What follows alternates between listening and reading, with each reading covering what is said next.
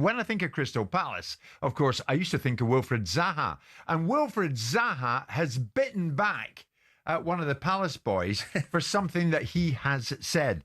The Palace boy in question is Jean-Philippe Mateta. And of course, Jean-Philippe Mateta has really been catching the eye in a Crystal Palace shirt. But now he's going to proceed to do just that in a French shirt, because Mateta received his first senior call-up for France in this international break. But Mateta has raised an eyebrow or two, particularly Wilf's, by suggesting that his former Palace teammate Wilfried Zaha used to laugh at his dream of playing for France when he first arrived at Palace. Mateta says, I always believed in playing for France and the national team. At Crystal Palace, right at the start, when I wasn't even playing, I spoke about the France team in the dressing room, and I had teammates like Wilfried Zaha who were laughing.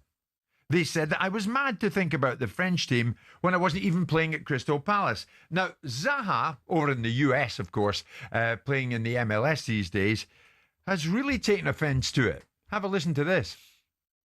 My head's on fire.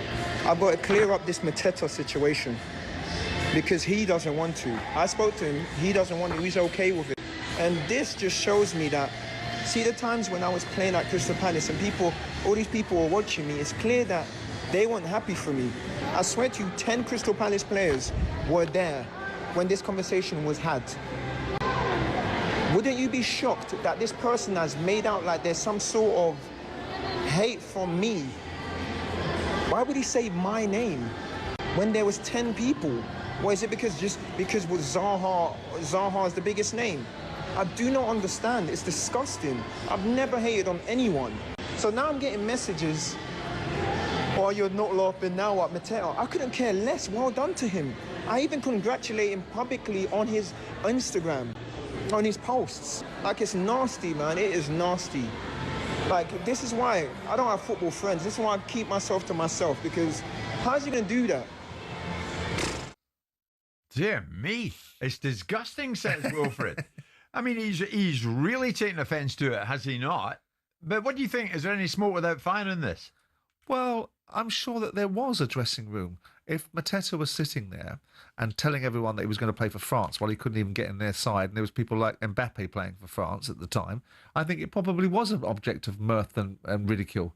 In the same way that I remember stories about Stan Collymore getting haunted and taunted within an inch of his life by Ian Wright and Mark Bright when they were in the dressing room back in the day in that Palace side of the late 80s, early 90s when Collymore was coming through. So it's part and parcel of the dressing room culture, of the dressing room banter. And Wilf probably thinks it's a bit mean-spirited. My advice would have been to Wilf is know who your friends are. Remind yourself of that going forward. And don't bother with that video because it gives more power to Jean-Philippe Mateta.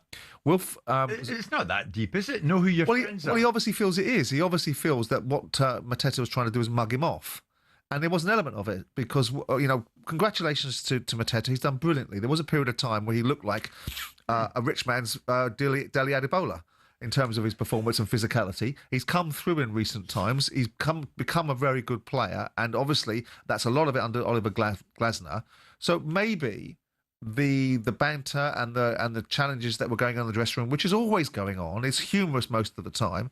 If they were mates, then he didn't need Jean-Philippe to have gone out and say, well, Wilfried Zaha did this to me and Wilfried Zaha did that to me. I mean, Wilfried shouldn't be so sensitive. He should rise above it. He should now know that don't bother sending Jean-Philippe Mateta any congratulation emojis going forward because he's not your pal. and by the same token, you was all well and good, Wilfried, ridiculing him not being able to get in a French team. You should have stuck the course playing for England rather than go to the Ivory Coast. Ah, yes. So there's an element of that as well in the equation. Do you think there's an underlying irony, a bit of bitterness here, that Palace's more successful times of late have come after Wilfried? And I should imagine there's an element of regret that Wilfried wasn't part of it. The reasons why Crystal Palace are in the Premier League and the reasons why Crystal Palace is new ownership post me were able to sustain the financial challenges they had was because Wilf Zaha was sold to Man United for 15 million quid, then loaned back to Palace, then scored the winning goals in the playoff semi-final at Brighton. And ultimately, his goals kept them in the Premier League for years. So all of the foundation that was built and the success that Jean-Philippe Mateta is now able to enjoy, in part, was created by the successes of Wilfried Zaha previously.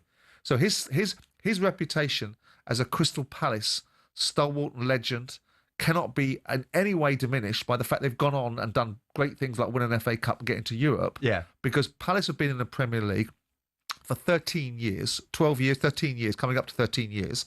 Wilfried Zaha was an integral. There was a period of time where it was said you cannot win a football match at Crystal Palace without Wilfried Zaha being in the side. And thank God that's proven to be wrong. Elise came along, Eze came along, eras eclipse.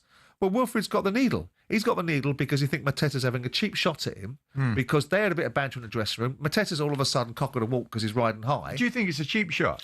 I think it's small-minded on both their parts. I think Mateta should be able to rise above it and have the joke with Wilf that should be had, which is, I told you.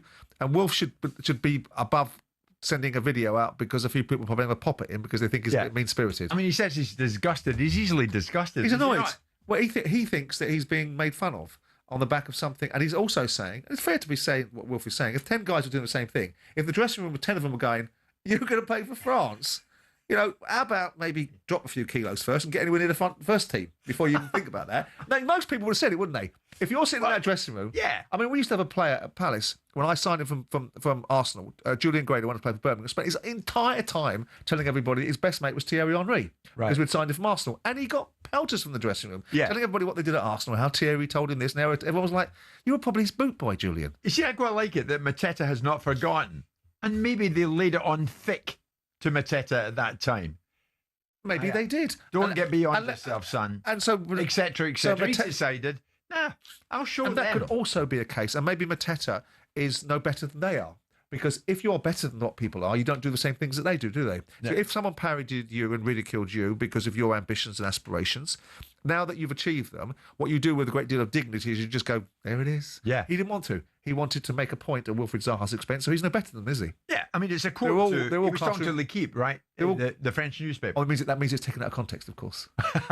No, I think it's fair. I think it's fair of Mateta to say, there's a few who had a laugh at my expense some years ago. Here's a name for you. Wilfried Zaha was one of them. But, think about it. If Jamie O'Hara sat in this studio now and told you that he was going to win Mastermind, right? What would you say to that? You'd say, Man United made £500 million profit this year. That's what you'd say. That'd be a Mastermind question, wouldn't it? I'd be somewhat How surprised. much profit did Man United make last year, Jamie? 500 million. I don't think so. We think it was a £33 million loss. Anyway, I tell you what, though, the interesting fact and the upshot to all of this is Mateta's playing international football. Congratulations. And Will Fain. Isn't he not playing for Ivory Coast anymore? Well, yeah, but he's playing. Well, he's out of the picture to a large degree. He's playing in the MLS. But he's also now, what, 33? 33? Yeah, 34? 33. Okay, so how old's Mateta? Yeah. I mean, Mateta's lining up for Palace, as I said in the introduction, who are sixth at the moment against fourth place Bournemouth. And he's been having won an FA Cup. And he's hit this wonderful vein of form. I mean, I think he scored 14 goals in his first 80 games, didn't he? Yeah. And thereon afterwards, he's smashed the boundaries of success and formulated a team. And who's that down to? I would imagine that Oliver Glasner's been significantly contributing to that. Be honest with me. Is there any way that you would have thought Wilf Zaha would be playing in the MLS age 32? He was your poster boy. He's a brilliant player, that's why. I mean, you've sat in the studio with me, not just me and my lack of football knowledge, other people that have got football knowledge like Souness. Yes. I've sat there going, this player was a proper player. Yeah. Should have played in proper teams. Yeah. Palace were a great side, in terms of being a Premier League side and kept in there by Wilfried Zaha. But he could have gone to Arsenal. Yeah. And he would have made a massive impact in the same way that Eberechi Eze will be given an opportunity because the circumstances are different and Arsenal were prepared to pay Palace what Palace wanted. They weren't for Wilfried Zaha. See, if you ever had a tweak at me on this show, I wouldn't be coming back at you later on in the day on social media, posting a little video. No. I'd just let it go. Because that's the kind of thing that we do. We're consummate professionals. That's because you're an octogenarian and you see things through the world through a mature set of eyes. Thank you very